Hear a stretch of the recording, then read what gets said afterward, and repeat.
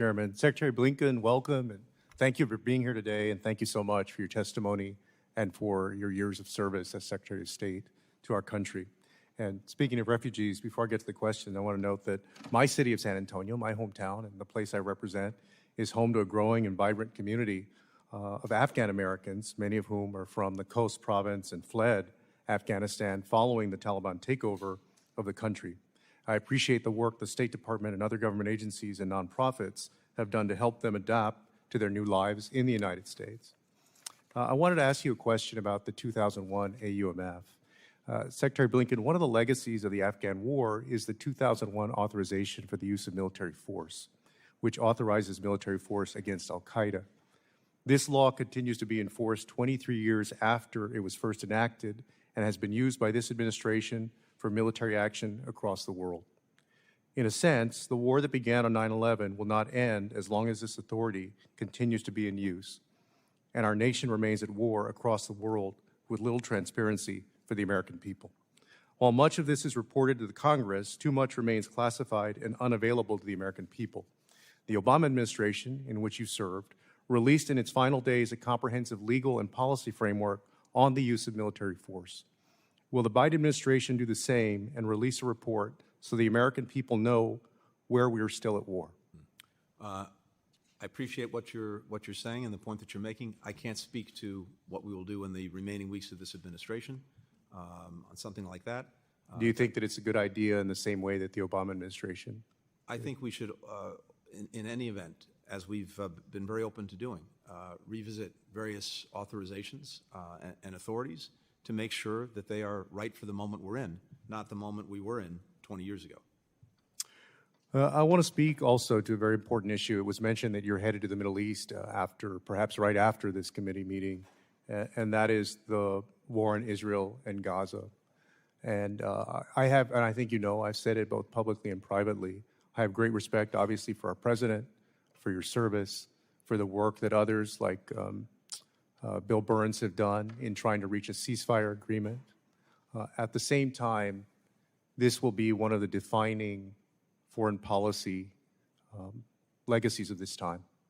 And I'm profoundly disappointed in how it's been handled. All of us on this dais have supported Iron Dome to protect the Israeli people over the years. We've supported the money in the Memorandum of Understanding that goes for 10 years. We have condemned, in the harshest terms, October 7th. We have sanctioned Hamas and other terrorist groups and warned anybody about associating with them around the world. And at the same time, what we've seen by the Israeli government, led by Benjamin Netanyahu, has been inhumane. In fact, it's amounted to war crimes. When an army targets civilians in refugee camps, in hospitals, in schools, in churches, in religious institutions, and does it repeatedly over and over again, those are war crimes. And the people of Israel, many people in Israel, have said so. Former ministers in the Israeli government have said so. And I wish that this had turned out differently. I wish y'all had been successful in getting the ceasefire. But when you weren't, I wish that we had used more leverage with the far-right Netanyahu government, the same way that Ronald Reagan did years ago. The leverage of withholding offensive weapons to get them to change what they're doing, because what they're doing has been inhumane, and the world has seen it. We live in a different world now.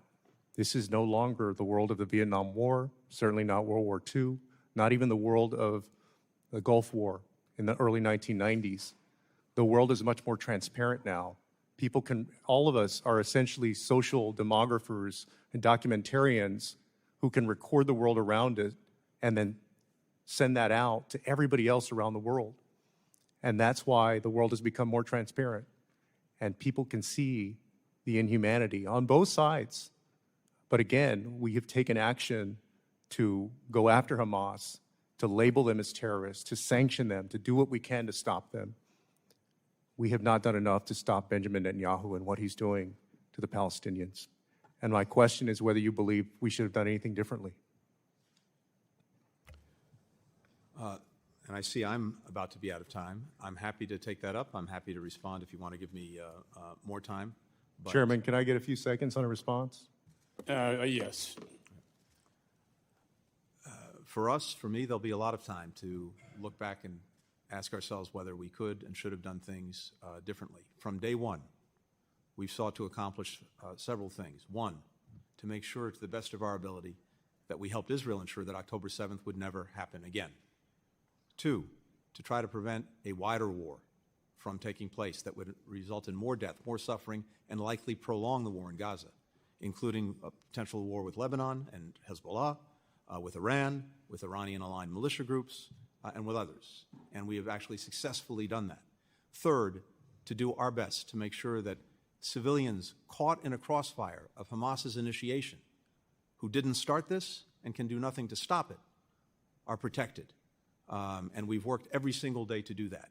I've also been to the region 12 times since October 7th. I'm heading back in an hour or two to continue the efforts to get a ceasefire and hostage agreement, to get the hostages home, to get the guns to stop firing, to put Gaza on a better path. And meanwhile, to try to make sure that people have the assistance they so desperately need. Gentleman's time has expired, and we wish you well. Is with us every single day. Chair now recognizes Mr. Burchett. Thank you, Mr. Chairman. I'll miss you.